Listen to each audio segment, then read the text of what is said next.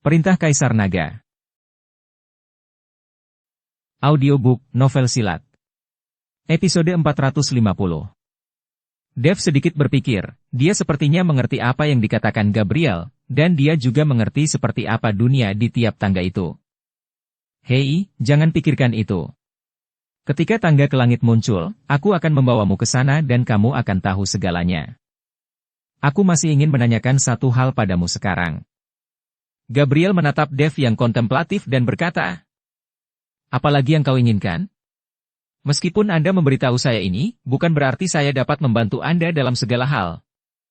Dev Chen menatap Gabriel dan berkata, "Tenang bro, jangan khawatir, masalah ini tidak akan membuatmu malu." Setelah Gabriel selesai berbicara, dia mengeluarkan belati hitam dengan tanda di atasnya, lalu menyerahkannya kepada Dev dan berkata, "Gunakan belati ini untuk membunuhku." "What? Apa?" "Brengsek." Dev sangat terkejut dan hampir melompat. Dev tidak mengerti. Apakah Gabriel meminum obat yang salah tadi pagi, jadi kenapa dia bisa membiarkan dirinya membunuhnya? "Santai, jangan gugup, aku tidak akan membiarkanmu benar-benar membunuhku, aku datang kepadamu, tapi aku tidak melawanmu, itu semua karena aku tidak ingin mati. Aku memintamu menggunakan belati ini untuk membunuh seberkas jiwaku. Dengan cara ini, lentera jiwa saya di istana ke-10 akan padam. Jika lentera hidup dan jiwa saya padam, itu berarti saya dianggap sudah mati, dan saya tidak perlu kembali ke istana ke-10. Kalau tidak begitu, lentera jiwaku masih ada di istana ke-10, tapi aku tidak akan kembali, saya akan dianggap sebagai pengkhianat istana. Ketika penegak hukum istana muncul, ayah saya bahkan tidak akan bisa melindungi saya." Gabriel menjelaskan pada Dev. Ketika Dev mendengar ini, dia langsung mengerti alasannya. Dia baru saja membunuh Rote, dan orang-orang dari istana ke-10 mengetahuinya dan mengirim Gabriel ini untuk menemukannya. "Agak sulit untuk membunuh jiwa tanpa menyakiti hidupmu." Dev Chen sedikit mengerutkan kening. "Ya iyalah bro, tentu saja itu sulit, kalau tidak saya tidak akan meminta Anda untuk melakukannya. Tapi aku tidak akan membiarkanmu melakukannya sia-sia tanpa alasan. Saya memiliki baju besi khusus di sini yang sangat defensif. Jika Anda memakainya di tubuh Anda, itu bisa sangat meningkatkan kekuatan Anda. Ini diberikan kepada saya oleh ayah saya, dan saya sendiri belum pernah memakainya." Seperti yang dikatakan Gabriel, dia merentangkan telapak tangannya secara langsung, dan sebuah kotak hitam muncul, lalu meletakkannya di depan Dev. "What, apa kau sangat murah hati?" Dev melihat kotak di depannya, sedikit sulit dipercaya, Gabriel ini benar-benar memberi dirinya hadiah yang sangat berharga. "Iya dong, tentu saja, saya memperlakukan teman-teman saya dengan sangat murah hati." "Hehehe." Gabriel tersenyum. "Brengsek." "Aku tidak mau," Dev menggelengkan kepalanya. "What, kenapa? Anda tidak ingin membantu saya?" Gabriel terkejut. "Saya dapat membantu Anda, tetapi saya tidak menginginkan baju besi ini." Dev berkata, "Apakah kau takut kau berhutang budi padaku?" Gabriel tidak mengerti, mengapa Dev tidak menginginkan barang pemberiannya. "Itu tidak benar, aku hanya berpikir baju besimu biasa saja dan aku tidak menginginkannya." Dev berkata, "What, biasa saja? Biar ku beritahu, aku..." Gabriel hendak membantah, tetapi cahaya keemasan bersinar di sekitar tubuh Dev. Kemudian potongan sisik emas menutupi seluruh tubuh Dev, langsung membungkus Dev menjadi dewa perang berbaju besi emas. Melihat baju besi emas di tubuh Dev, Gabriel langsung bingung. "Waduh, kau..." Gabriel membuka mulutnya lebar-lebar karena terkejut. "Baju tubuh emasku tidak buruk, bagaimana jika dibandingkan dengan baju besimu?" Setelah Dev selesai berbicara, dia langsung menikam dadanya sendiri dengan belati di tangannya. Dentang. Dengan suara yang tajam, belati itu langsung terpental, tapi tidak ada bekas di tubuh emas Dev. "Jangan, hentikan. Jangan kau patahkan belatiku." Gabriel terkejut. "Brengsek." Pedangnya sendiri dipatahkan oleh Dev. Jika belatinya patah, dia tidak akan memiliki senjata. Mengambil belatinya, Gabriel berkata dengan sedikit malu, "Baju zirah emasmu memang lebih baik dariku, aku tidak menyangka kau memiliki begitu banyak harta karun." Akan sangat bagus jika aku bisa mengalahkanmu dan membunuhmu secara langsung. Semua harta ini jadi milikku.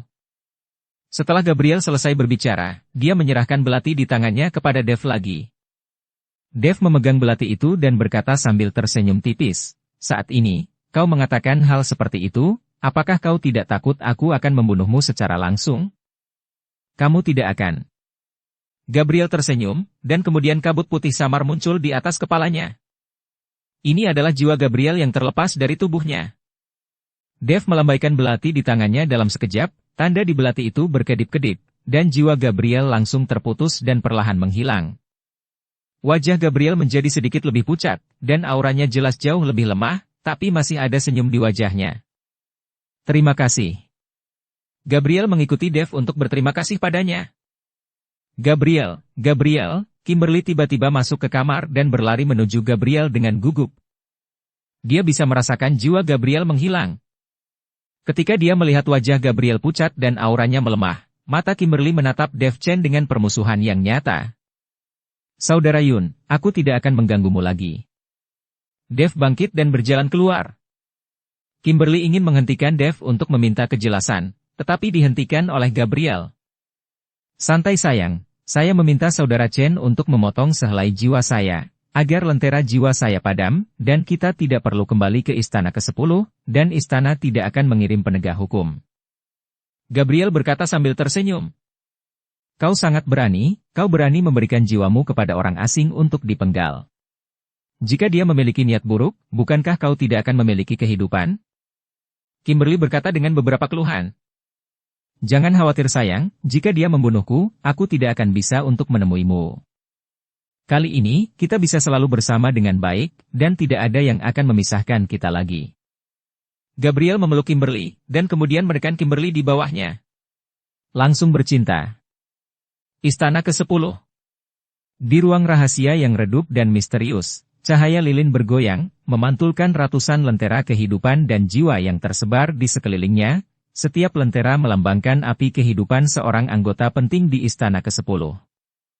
Penguasa Istana ke-10, penguasa agung dan agung ini, berdiri sendirian di ruang rahasia ini, tatapannya setajam elang dan terpaku rapat di salah satu lentera jiwa, itu adalah lampu jiwa Gabriel.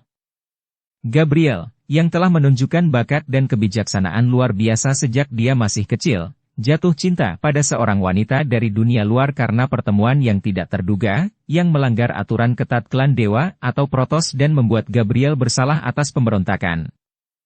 Tetapi demi kebahagiaan putranya, penguasa Istana ke-10 meminta Gabriel untuk membawa kekasihnya dan meninggalkan Istana ke-10 atas nama menjalankan tugas. Bahkan, dia berharap anaknya bisa terbang bersama kekasihnya dan menjalani kehidupan yang biasa dan bahagia mulai sekarang.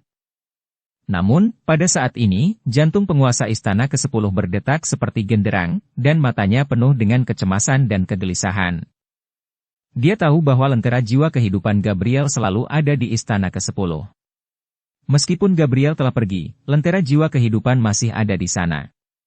Jika Gabriel tidak pernah kembali, Istana pasti akan tahu. Saat Gabriel teridentifikasi sebagai pembelot, dia akan mengirimkan penegak hukum untuk memburunya. Jika penegak hukum muncul, penguasa Istana ke-10 tahu bahwa dia tidak berhak ikut campur. Jadi dia berpikir untuk memindahkan lentera jiwa Gabriel, atau memadamkan lentera jiwa Gabriel. Dengan cara ini, Istana tidak akan memperhatikan masalah ini. Tetapi ketika penguasa Istana ke-10 melihat lentera jiwa kehidupan Gabriel, lentera jiwa kehidupan Gabriel tiba-tiba bergoyang 2 kali, dan kemudian padam tanpa peringatan. Melihat lentera kehidupan dan jiwa yang padam, mata penguasa Istana ke-10 tiba-tiba melebar. Dia tidak percaya bahwa Gabriel sudah mati, putranya sudah mati. Dia meminta Gabriel untuk menemukan Dev, tapi itu hanya alasan. Sebuah alasan agar Gabriel meninggalkan Istana ke-10. Selama Gabriel meninggalkan Istana ke-10, Gabriel dapat membawa wanita yang dia cintai dan terbang. Ini juga alasan mengapa penguasa Istana ke-10 meminta Gabriel untuk membawa semua pengikutnya pergi. Tapi sekarang, lentera jiwa kehidupan Gabriel telah padam. Apakah anak bodoh ini benar-benar pergi menemui Dev? Tubuh penguasa Istana ke-10 sedikit gemetar. Setelah beberapa saat, penguasa Istana ke-10 nyaris tidak bisa menenangkan ombak di hatinya. Dia menarik napas dalam-dalam dan perlahan keluar dari ruang rahasia, terlihat sangat berat di setiap langkahnya. Ketika dia datang ke aula utama, dia menemukan seorang pria berjubah hitam berdiri dengan tenang di sana. Pola binatang yang digambar pada jubah hitam tampak sangat mengerikan dalam cahaya yang lemah, dan wajah pria itu sepucat kertas, rongga matanya dalam, seolah-olah dia baru saja kembali dari neraka. Penguasa istana, anakmu Gabriel telah jatuh cinta dengan seorang wanita luar, dan itu melanggar aturan klan Protoss kita. Dia memiliki tubuh yang penuh dosa. Bagaimana Anda bisa membiarkan dia mengkhianati aturan suci istana? Pria itu menanyai penguasa istana ke-10. Edgar, aku tahu kau meragukanku, curiga bahwa aku mencoba melepaskan Gabriel. Saya dapat memberitahu Anda sekarang bahwa Gabriel sudah mati, dia mati untuk istana ke-10. Ada kemarahan di mata penguasa istana ke-10. What, Gabriel sudah mati? Lalu tubuh Edgar sedikit bergetar, dan dia tidak bisa mempercayainya, bagaimana dia mati? Apakah kau masih harus bertanya? Tentu saja itu dibunuh oleh anak bernama Dev. Lentera jiwa dan nyawa Gabriel telah padam. Jika Anda tidak mempercayai saya dapat membawa Anda untuk melihatnya. Kata penguasa istana ke-10. Karena penguasa istana berkata demikian, maka aku akan pergi untuk melihatnya. Jelas, Edgar ini sama sekali tidak percaya bahwa Gabriel sudah mati. Dia juga tidak percaya bahwa Gabriel telah meninggalkan istana ke-10 untuk membalas dendam kepada Dev. Penguasa istana ke-10 menekan amarahnya dan berbalik dan berjalan keluar, diikuti oleh Edgar. Ketika mereka datang ke ruang rahasia dan melihat bahwa lentera jiwa dan hidup Gabriel benar-benar padam, Edgar mempercayai kata-kata penguasa istana ke-10. Gabriel, mengapa kau mati? Kematianmu sungguh tidak berarti, terlalu tidak berharga bagimu untuk mati. Edgar tiba-tiba melolong dan menangis. Mendengarkan suaranya sangat menyedihkan seperti lolongan hantu dan serigala. Hampir semua orang di aula ke-10 dapat mendengar lolongan Edgar. Penguasa istana ke-10 memandang Edgar dengan marah, tetapi tidak mengatakan apa-apa. Dan setelah Edgar menangis beberapa saat, dia mengeluarkan sapu tangannya dan berpura-pura menyekanya, tidak tahu apakah dia benar-benar menangis atau pura-pura. Penguasa istana, Dev itu benar-benar terkutuk, kita harus membalaskan dendam Gabriel. Edgar menyeka wajahnya dan berkata, tentu saja kita harus membalas dendam. Aku akan memintamu membalaskan dendam Gabriel sekarang. Anda harus membunuh Dev itu. Kata penguasa istana ke-10. What, aku? Pergi?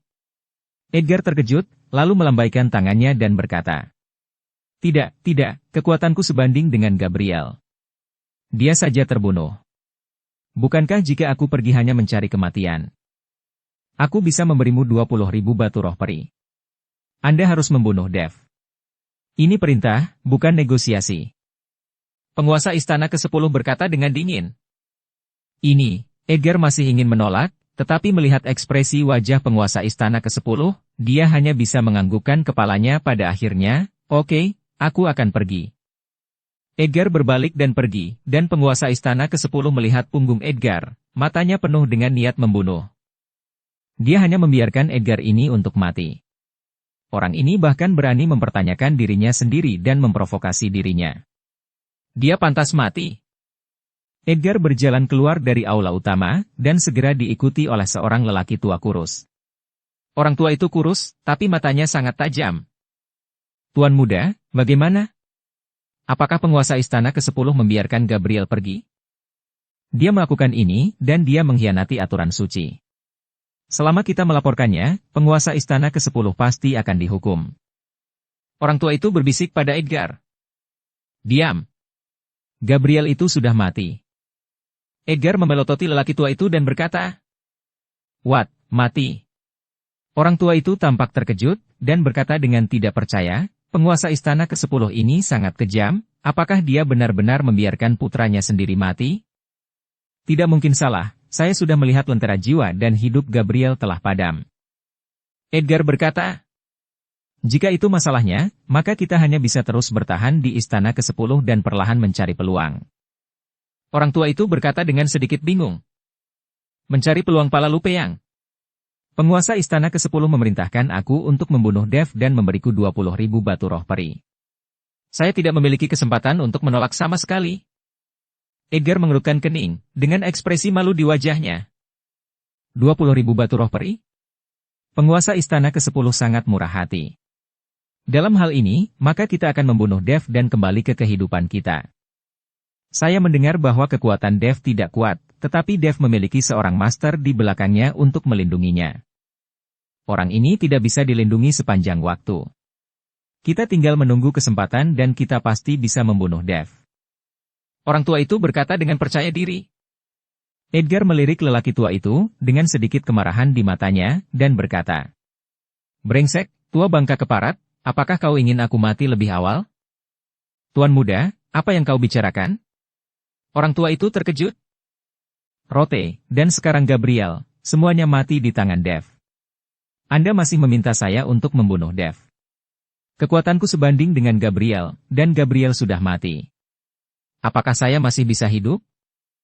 Edgar bertanya dengan keras. "Tuan muda, saya sudah lama menanyakannya.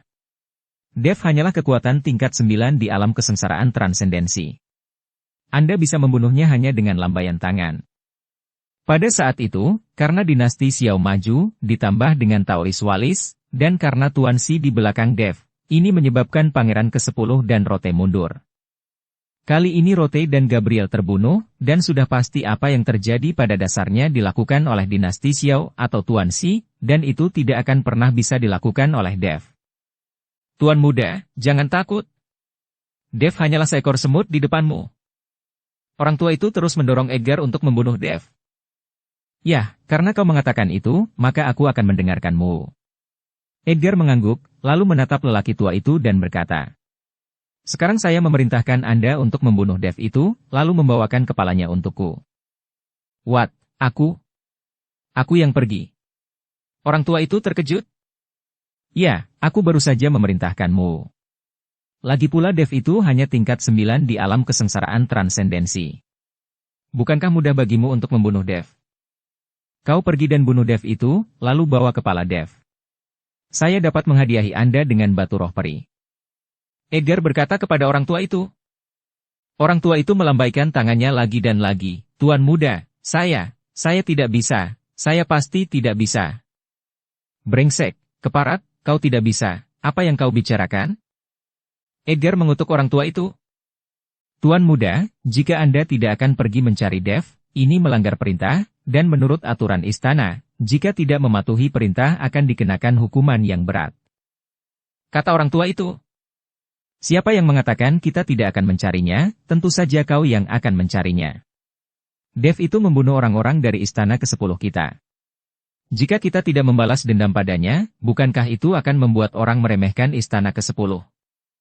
Tapi bukan aku yang mencarinya, tapi meminta orang lain untuk membantu menemukan dan membunuh Dev.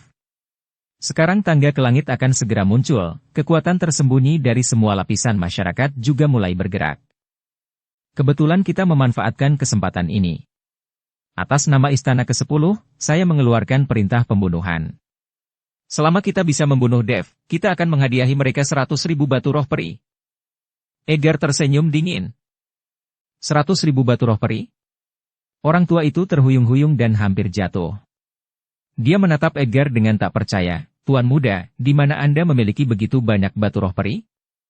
"Tentu saja saya tidak memilikinya, tetapi Istana ke-10 memilikinya. Saya hanya akan menyebarkannya info pembunuhan atas nama Istana ke-10. Tidak peduli siapa yang membunuh Dev, dia akan datang ke Istana ke-10 untuk mendapatkan batu roh peri ini. Itu tidak ada hubungannya dengan saya. Ketika saatnya tiba, saya tidak peduli apakah penguasa Istana ke-10 akan memberikannya atau tidak. Saya percaya bahwa 100.000 batu roh peri pasti akan membuat orang-orang tersembunyi itu gila dan berambisi. Anda harus tahu bahwa hal yang paling kurang dalam kultivasi mereka adalah sumber daya batu roh peri." Edgar berkata. Orang tua itu menatap Edgar tanpa berkata-kata untuk sementara waktu, dan tidak tahu harus berkata apa.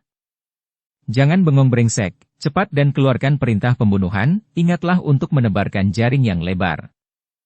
Edgar mendesak.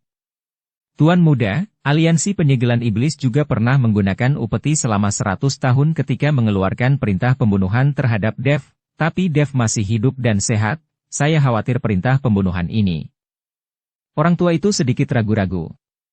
Bagaimanapun, dia mengeluarkan perintah pembunuhan atas nama Istana ke-10 dan menjanjikan hadiah 100.000 batu roh peri. Ini bukan masalah sepele. Upeti selama 100 tahun dari aliansi penyegelan iblis hanyalah kentut, tidak ada apa-apanya, hanya beberapa biksu kecil yang bisa menggunakannya. Para biksu yang benar-benar telah mencapai puncak 9 alam Mahayana, atau yang telah diranah transformasi alam abadi negeri peri, sama sekali tidak tertarik dengan sumber daya dari aliansi penyegelan iblis. Hanya batu roh peri ini yang dapat memikat para biksu master ini. Lakukan saja instruksiku. Edgar berkata dengan tajam. Baik, Tuan. Ketika lelaki tua itu melihat ini, dia hanya bisa menganggukkan kepalanya, lalu berbalik dan pergi. Setelah perintah pembunuhan dibuat, lelaki tua itu tersenyum. Dev, dasar bocah, kau pasti modar kali ini. Tidak baik untuk memprovokasi siapapun, tapi kau malah memprovokasi istana ke-10 kami. Orang tua itu tahu betapa menggodanya batu roh peri ini bagi biksu di ranah transformasi negeri peri. Selain itu, pada tahap ini ketika tangga ke langit hendak dibuka, pasti akan ada banyak biksu yang mengasingkan diri akan keluar dari pengasingannya satu demi satu. Dalam hal ini, setelah menerima perintah pembunuhan, para biksu ini pasti akan menjadi gila. Batu roh peri, meskipun itu adalah batu sampah di alam surgawi, tapi di dunia surga dan manusia, itu adalah sumber daya penting untuk naik ke alam surgawi. Batu roh biasa memiliki sedikit efek pada biksu transformasi alam abadi negeri peri, tetapi batu roh peri ini memiliki efek terbesar pada biksu transformasi alam abadi negeri peri. Terutama para biksu di puncak 9 alam Mahayana, jika mereka ingin memasuki ranah transformasi alam abadi negeri peri, mereka harus memiliki batu roh peri.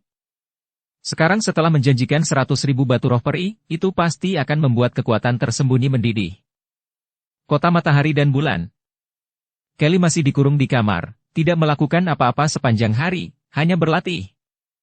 Meskipun Kelly tidak terlalu memikirkannya, ayahnya tidak mengizinkannya meninggalkan kota matahari dan bulan. Tuan Putri. Saat pintu ruangan didorong terbuka, seorang biksu wanita masuk. Ada apa?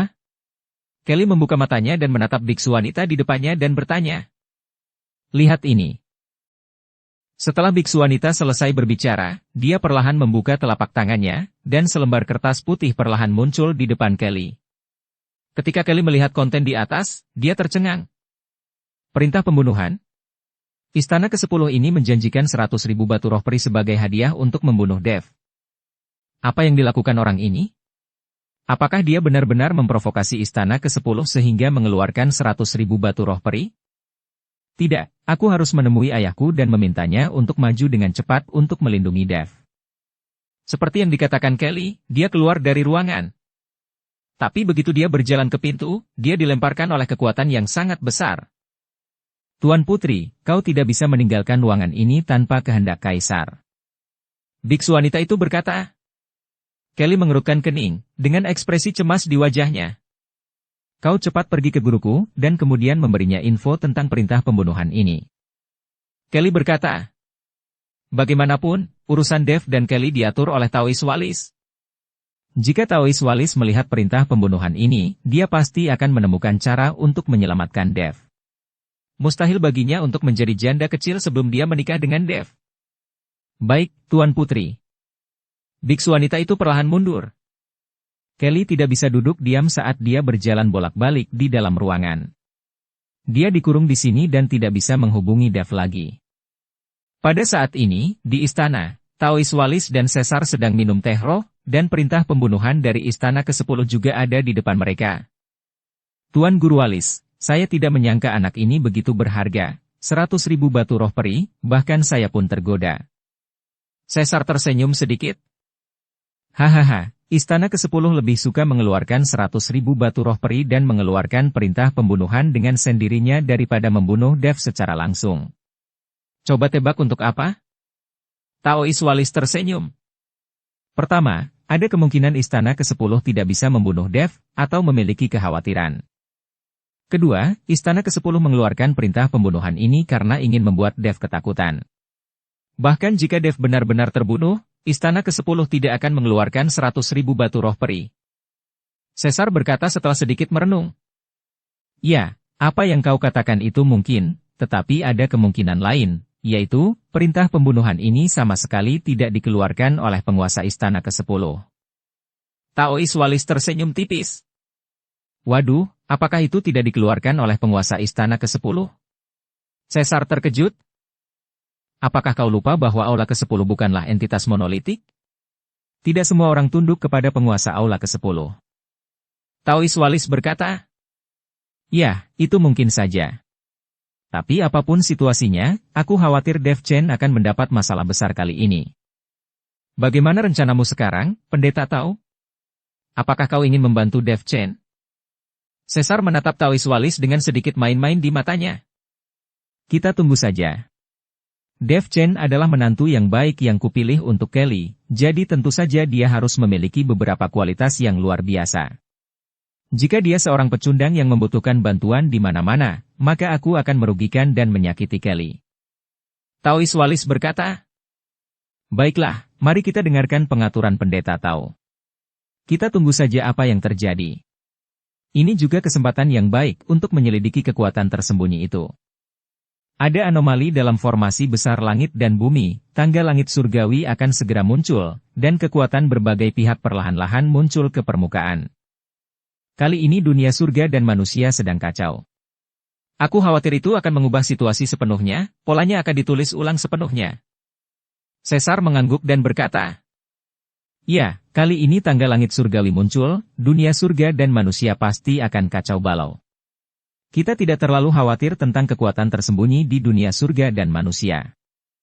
Yang saya khawatirkan jika orang mesum di tangga langit surgawi yang bisa bertahan selama 100 tahun di dunia tangga langit surgawi. Jika mereka dibiarkan keluar dari tangga, itulah ancaman yang sebenarnya. Taois Walis berkata dengan ekspresi khawatir di wajahnya. Ya, mereka yang bertahan di dunia tangga langit surgawi adalah ancaman terbesar. Saya harap orang-orang itu tidak merindukan dunia surga dan manusia, dan tidak keluar dari dunia tangga. Caesar juga memiliki mata melankolis dan sedikit mengerutkan kening. Saat ini, di aula samping kota matahari dan bulan, Keson Lin juga memegang perintah pembunuhan di tangannya, dan wajahnya penuh kegembiraan.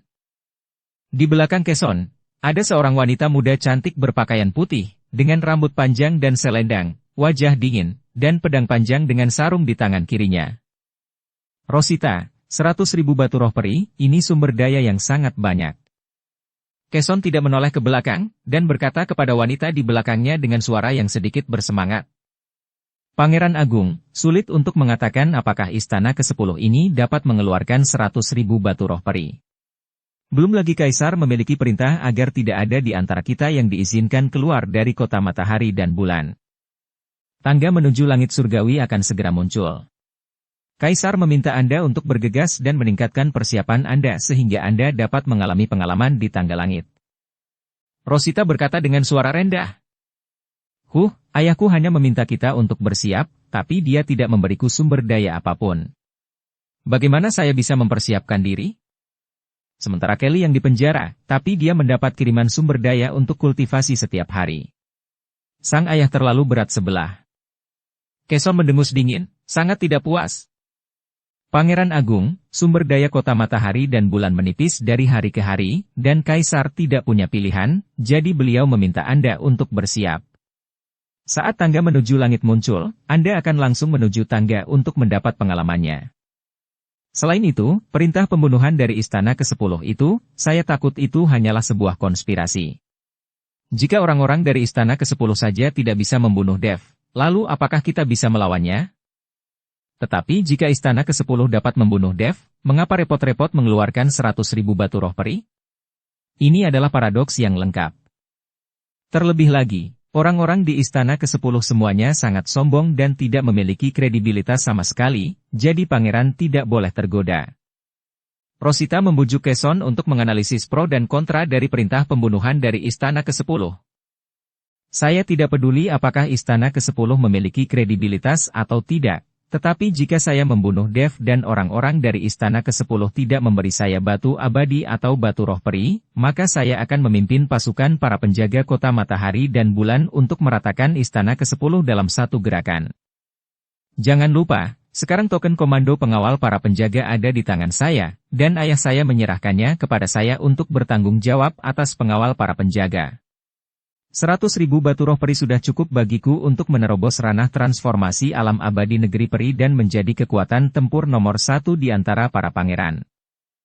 Ada cahaya serakah di mata Keson. Sumber daya yang sangat banyak.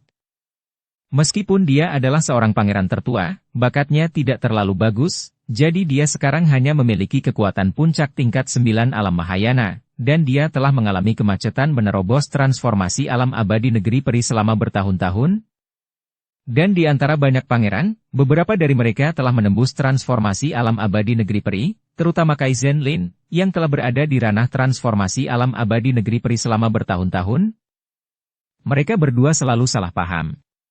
Sebagai pangeran tertua, Keson, meskipun dia bisa menekan orang dengan status sebagai saudara, kekuatannya tidak sebagus lawannya, jadi Kaizen sama sekali meremehkannya.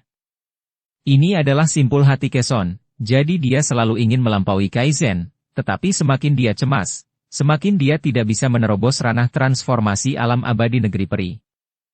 Peningkatan alam besar semacam ini membutuhkan bakat, kekuatan, dan peluang, dan itu sangat diperlukan, tidak boleh ada yang tertinggal. Pangeran, kau berhenti bicara, pikiranku sudah bulat. Aku harus membunuh Dev dan mendapatkan 100.000 batu roh peri ini. Jika kau mau pergi bersamaku, maka pergilah bersamaku. Jika kau tidak ingin pergi bersama saya, tinggallah di kota, tetapi kau tidak diizinkan untuk membicaranya dengan ayah saya. Keson mengancam Rosita. Saya bersedia mengikuti Anda. Ketika Rosita melihat ini, dia hanya bisa menundukkan kepalanya tanpa daya. Sebagai pelayan pribadi Keson, bagaimana mungkin dia tidak mengikuti Keson? Itu bagus, ketika saya mewarisi tahta, saya akan menjadikan kau sebagai selir dan membiarkan kau memiliki identitasmu sendiri, jadi kau tidak perlu lagi menjadi pelayan. Keson meraih tangan Rosita dan meraba-raba anunya, semakin lama semakin gencar bergerilya. Rosita tanpa ekspresi, tatapannya kosong, pasrah namun tidak rela, membiarkan Keson berenang di tubuhnya, dan akhirnya menekan dirinya di bawah tubuhnya. Lanjut bercinta. Dia tidak punya pilihan lain, karena dia berasal dari cabang keluarga Lin. Orang-orang seperti mereka yang berasal dari cabang keluarga Lin hanya bisa melayani sebagai pelayan dekat keluarga kerajaan. Di dalam wilayah sekte Liangyi, leluhur pola ilahi dan iblis formasi sedang bermain catur. Ada juga perintah pembunuhan dari istana ke-10 yang ditempatkan di depan mereka. Saudaraku, Dev, orang ini, mengapa dia memprovokasi orang-orang dari istana ke-10 dalam waktu singkat? Dia menjadikan istana ke-10 mengeluarkan perintah pembunuhan atas dirinya. Iblis formasi bertanya setelah meletakkan pion. Kau tidakkah menyadari bahwa ada perubahan dalam formasi langit dan bumi yang besar, dan satu-satunya yang bisa melakukan ini adalah Dev. Dan menghitung waktunya, tangga ke langit juga akan muncul, dan dunia surga dan manusia akan kembali kacau balau. Pada saat ini, istana ke-10 mengeluarkan perintah pembunuhan, bukankah itu hanya akan menambah kekacauan dan lebih banyak kekacauan?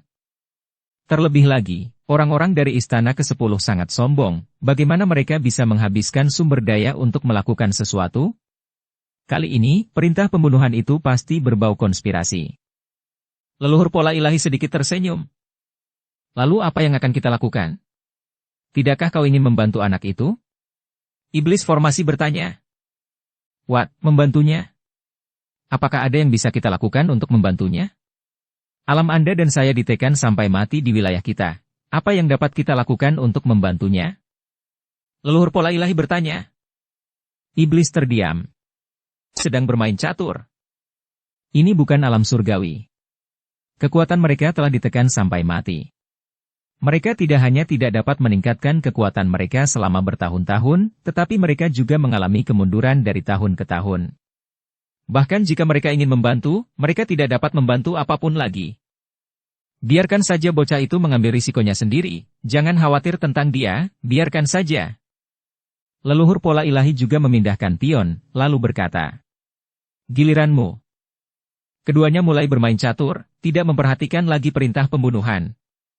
Saat ini, banyak kekuatan tersembunyi di dunia surga dan manusia juga telah mengetahui perintah pembunuhan ini. Meskipun beberapa orang meragukan perintah pembunuhan ini, godaan dari 100.000 batu roh peri masih menggerakkan banyak orang. Hanya saja Dev tidak tahu tentang perintah pembunuhan dari Istana ke-10, dan biksu biasa di dunia surga dan manusia tidak dapat menerima informasi perintah pembunuhan ini sama sekali. Saudara Chen, selamat. Gabriel masuk ke kamar Dev dan berkata sambil tersenyum. Sejak Gabriel memotong jiwanya, semakin banyak senyum di wajahnya. Dia akhirnya melepaskan dirinya dari kendali Istana ke-10. Akhirnya, dia dapat berkeliaran dengan bebas, dan dia dapat bersama orang-orang yang dia sukai. Saudara Yun, untuk apa Anda mengucapkan selamat kepada saya? Dev memandang Gabriel dengan heran, dia tidak mengerti acara bahagia seperti apa yang dia alami. Kau akan tahu saat melihatnya, kata Gabriel, membentangkan selembar kertas putih di depan Dev. Ketika Dev melihat konten di atasnya, dia tercengang, dan alisnya tidak bisa menahan cemberut. Ini adalah perintah pembunuhan dari Istana ke-10 untuk dirinya sendiri. What, 100.000 batu roh peri? Istana ke-10-mu terlalu murah hati, apakah aku bernilai 100.000 batu roh peri? Dev bertanya pada Gabriel. Tentu saja kau tidak layak. Bahkan jika iya, tidak mungkin Istana ke-10 saya mengeluarkan 100.000 batu roh peri untuk memburumu. Jangan lupa, semua klan dewa atau protos adalah ras yang unggul dan sombong. Bagaimana mereka bisa menggunakan metode ini? Cara macam apa ini? Gabriel tersenyum. Brengsek. Lah, bukankah ini perintah membunuh dari Istana ke-10-mu? Dev bertanya dengan heran. Iya bro, tapi aku tidak yakin ini adalah perintah pembunuhan yang dikeluarkan oleh ayahku. Tidak mungkin dia mengeluarkan 100.000 batu roh peri, ini seharusnya dikirim oleh orang lain. Gabriel berkata, waduh, orang lain? Mungkinkah di Istana ke-10-mu, selain ayahmu, ada orang lain yang memiliki hak dan kekuatan yang begitu besar? Dev sangat bingung. Bukankah hal semacam ini hanya bisa dilakukan oleh penguasa Istana ke-10?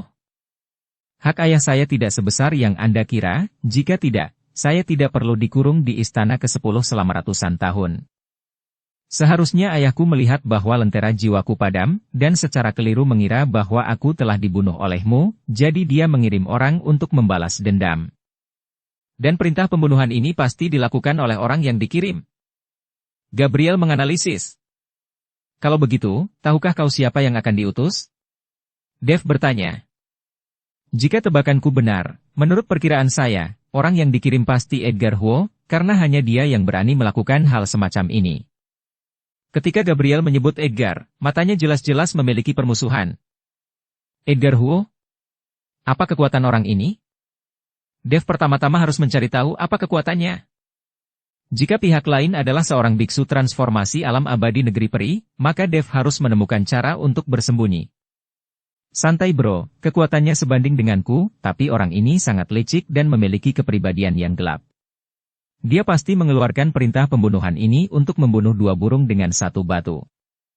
Ketika saatnya tiba, banyak pembudidaya akan melihat perintah pembunuhan dan setelah membunuhmu, mereka pasti akan pergi ke aula ke-10 untuk mendapatkan hadiah. Pada saat itu, ayahku tidak akan bisa mengeluarkan 100.000 batu roh peri atau spiritual abadi. Dalam hal ini, ayahku akan dianggap tidak memiliki kredibilitas sama sekali, dan Edgar akan mencapai tujuannya untuk menjatuhkan dan membuat ayahku tertekan.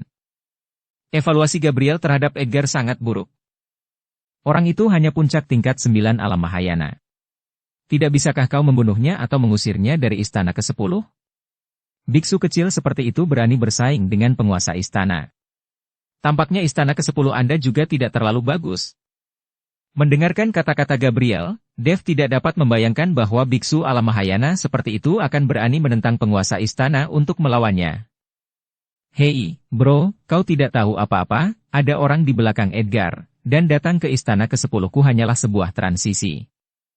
Gabriel menghela nafas dan berkata, what, seseorang yang punya koneksi? Dev Chen terdiam. Dia tidak menyangka bahwa di tempat seperti dunia surga dan manusia, akan ada fenomena seperti orang yang punya koneksi. Anda harus tahu bahwa hal semacam ini sangat sering terjadi di dunia sekuler. Departemen mana yang tidak memiliki koneksi orang dalam? Apa yang akan kau lakukan selanjutnya? Tidak mungkin aku muncul sebelum tangga itu muncul, jadi aku tidak bisa membantumu. Gabriel bertanya pada Dev. Jika musuh datang, kita akan melawan mereka, jika air datang, kita akan memblokirnya dengan tanah. Karena seseorang mencari kematian, aku akan membantunya. Di mataku, tidak ada yang namanya koneksi. Di mataku, itu tidak masalah. Dev berkata pelan. Jika Edgar berani datang, saya harap Anda bisa membunuhnya untuk mencegah menyelamatkan ayah saya dari masalah. Gabriel berkata pada Dev. Gabriel adalah yang paling terkendali. Apakah kau memohon padaku? Dev tersenyum.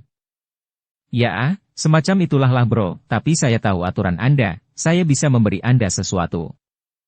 Setelah Gabriel selesai berbicara, dia mengeluarkan sebuah gulungan dan menyerahkannya kepada Dev. Wah, apa ini? Saya tidak menginginkan baju besi, harta karun atau semacamnya, itu tidak berguna bagi saya. Dev mengambil gulungan itu dan bertanya. Ini adalah gulungan pemurnian tubuh klan dewa kami. Kami para dewa selalu berbeda dari manusia biasa. Tentu saja, tubuh kami tidak akan serapuh manusia biasa, jadi kami para dewa selalu memurnikan tubuh kami. Meskipun alammu meningkat sangat cepat, dan kamu juga dapat melawan lawan dengan level yang lebih tinggi, tetapi kamu bukan berarti tanpa kelemahan. Kecepatan pemurnian tubuh fisikmu tidak dapat lagi mengimbangi kekuatan kecepatan kultivasimu. Kau harus tahu bahwa seiring dengan peningkatan alammu, banyak teknik yang diperlukan untuk mendukung tubuh yang kuat. Semakin kuat tubuh, semakin kuat tekniknya. Jadi, kau memiliki gulungan pemurnian tubuh dewa kami, yang mungkin berguna bagimu. Gabriel berkata pada Dev. Gabriel adalah yang paling terkendali. Dev mengangguk. Dia juga merasa penjelasan Gabriel masuk akal. Faktanya, Dev Chen juga bisa merasakan bahwa kecepatan pemurnian tubuhnya terlalu lambat. Kau memberiku hal-hal yang dipraktikkan klan dewa, bukankah itu pengkhianatan terhadap klan dewa? Dev bertanya. Hehehe, aku bukan lagi anggota klan dewa, jadi bagaimana aku bisa dituduh berkhianat? Gabriel tersenyum. Sebenarnya, aku juga tahu bahwa klan dewa yang kita klaim, sebut sendiri, sebenarnya hanyalah ras manusia. Tidak ada klan dewa di dunia ini. Dev menatap Gabriel dengan heran. Dia tidak menyangka Gabriel begitu jernih. Dia membuka gulungan itu, tiba-tiba cahaya putih masuk di antara alis Dev. Boom! Dalam sekejap, informasi yang tak terhitung jumlahnya mengalir ke lautan pengetahuan Dev. Gulungan pemurnian tubuh dewa ini memang luar biasa. Gulungan ini berkali-kali lebih kuat daripada teknik pemurnian tubuh dari klan pemurnian tubuh kuno. Tapi Dev juga tahu bahwa semakin kuat teknik pemurnian tubuh, semakin parah rasa sakit yang akan dia derita saat dia memurnikan tubuhnya. Memurnikan tubuh selalu sakit, dan itu juga membutuhkan banyak sumber daya.